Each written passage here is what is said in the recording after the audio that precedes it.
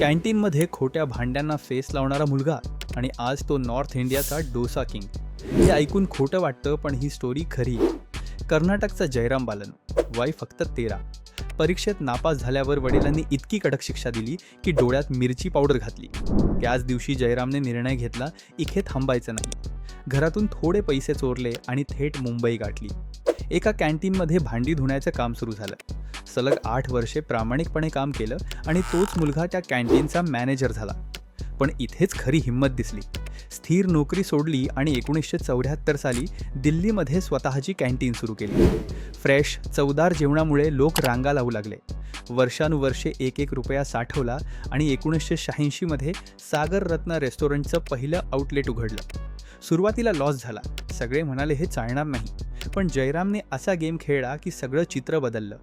जिथे बाकी रेस्टॉरंट्स महाग होते, तिथे त्याने कमी किमतीत टेस्टी डोसा दिला. रिझल्ट, आज 100पेक्षा जास्त आउटलेट्स आणि एक ओळख, नॉर्थ इंडियाचा डोसा किंग. फॉलो करा उद्योजकाचा भाऊ अशाच आणखी स्मार्ट बिझनेस गप्पांसाठी.